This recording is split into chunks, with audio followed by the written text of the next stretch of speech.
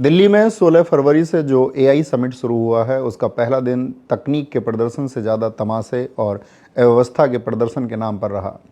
16 तारीख को भारत मंडपम के बाहर जो भगदड़ और अफरा तफरी का माहौल था, वो किसी तकनीकी खराबी की वजह से नहीं, बल्कि हमारे वीवीआईपी कल्चर की देन थी। और यह सब हुआ क्योंकि हमारे प्रधानमंत्री जी को वहाँ उद्घाटन के लिए आना था।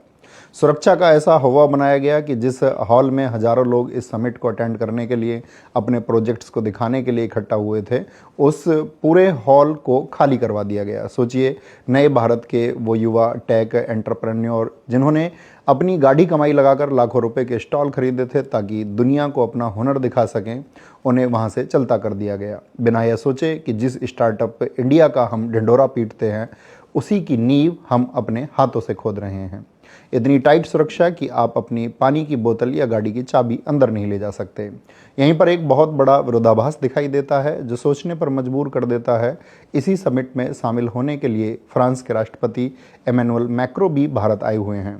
वो मुंबई की सड़कों पर आम जनता के बीच बिना किसी तामझाम के जॉगिंग कर रहे हैं। ना कि कोई ट्रैफिक रोका गया, ना सड़कें सूनी करवाई गईं और ना ही जनता को कोई परेशानी हुई। एक विदेशी राष्ट्रपति हमारे देश की सड़कों पर इतना निर्भीक होकर घूम सकता है, इतना सुरक्षित महसूस कर सकता है, लेकिन हमारे अपने देश के प्रधानमंत्री जब अपने ही लोगों के बीच अपनी ही राजधानी में एक कार्यक्रम में आते हैं तो पूरा हॉल खाली करवा दिया जाता है। क्या उन्हें अपने ही देश के लोगों से डर लगता है, या फिर उन्हें अपनी ही सरकार की सुरक्षा व्यवस्था पर भरोसा नहीं है? यह कैसा विश्वगुरु बनने का सपना है, जहां राजा को अपनी प्रजा के बीच जाने के लिए किलेबंदी करनी पड़ती है। और जब लोगों को हॉल से सिक्योरिटी के नाम पर बाहर निकाला जा रहा था, तब जिन लोगों ने अपना स्टॉल लाखों रुपए देकर लगाया था, उन्हें भी अपना सामान छोड़कर बाहर जाना पड़ा। उन्हें लगा कि सिक्योरिटी है तो सामान सुरक्षित रहेगा, लेकिन उन्हें नहीं पता था कि सामान चोरी हो जाएगा।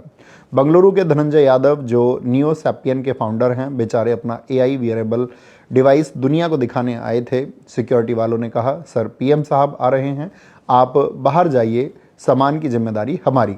ये बेचारे बाहर गए और मोदी जी के फोटोशूट और तामझाम के बाद जब 6 घंटे बाद उन्हें वापस हॉल में एंट्री मिली, तो उनके स्टॉल से उनके गैजेट साफ हो चुके थे। वहाँ रे डिजिटल इंडिया, जहाँ परिंदा भी पर नहीं मार सकता, वहाँ चोर पूरा स्टॉल साफ कर गए। धनंजय भाई पुलिस के पास गए तो पता चला कि वहाँ के सीसीटीवी भी शायद मोदी जी के फोटोशूट पर थे, जिस वजह से पुलिस भी उनकी मदद नहीं कर पाई। और इस समिट में आत्मनिर्भरता का मजाक तो तब बना जब हमारे रेल मंत्री अश्विनी वैष्णव जी, जो आईटी मिनिस्टर भी हैं और इस समिट की देखरेख और सुरक्षा व्यवस्था इनके मंत्रालय के अंतर्गत ही है, उन्होंने समिट की एक वीडियो शेयर किया और गलगोटिया यूनिवर्सिटी के एक रोबोट डॉग को भारत का सॉवरेन मॉडल बताकर खूब तालियां बटोरी। लगा कि वह क्या इनोवेशन है, लेकिन सोशल मीडिया के इस दौर में झूठ ज़्यादा देर तक टिकता नहीं है। जनता ने तुरंत पकड़ लिया कि जिस रोबोट डॉग को ओरियन बताकर पेश किया जा रहा है, वो असल में चीन की कंपनी यूनिट्री का बनाया रोबोट है, जो इंटरनेट पर 2.5 से 3 लाख रुपए का मिलता है। पर यूनिवर्सिटी ने इसे 2.5 करोड़ का बताया और मेड इन चाइना का टैग हटाकर अपना स्टिकर चिपका दिया और हो गया मेक इन इंडिया। जब पोल खुली तो फजीयत हुई, तो यूनिवर्सिटी ने भी ट्विटर पर एक गोलमोल सफाई देकर पल्ला झाड़ लिया कि हम तो बस उससे सीख रहे थे। अरे भाई, सीखने के लिए जनता की आंखों में धूल झोंकना जरूरी था क्या? जिस मंच से हम दुनिया को टेक्नोलॉजी सिखाने चले थे, वहाँ चीनी माल को अपना बताकर हमने अपनी ही साख पर बट्टा लगा दिया। व्यवस्था का हाल तो यह है कि डिजिटल इंडिया के इस सबसे बड़े इवेंट में इंटरनेट ही गायब था। डेमो फेल हो रहे थे और खाने पीने की चीज़ों को खरीदने के लिए कैश मांगा जा रहा था। जिस मंत्री जी के कंधों पर इस आयोजन की जिम्मेदारी थी, वो शायद रील बनाने में इतने व्यस्त थे कि उन्हें यह दिखाई ही नहीं दिया कि बाहर हजारों डेलीगेट्स और छात्र धूप में घंटों से लाइन में खड़े थे। मिस मैनेजमेंट का आलम यह था कि रजिस्ट्रेशन होने के बावजूद लोगों को घंटों तक अंदर घुसने के लिए जद्दोजहद करनी पड़ी। कुल मिलाकर यह समिट आर्टिफिशियल इंटेलिजेंस का कम और रियल इनकन्वीनियंस यानी कि अव्यवस्था का ज़्यादा बन गया।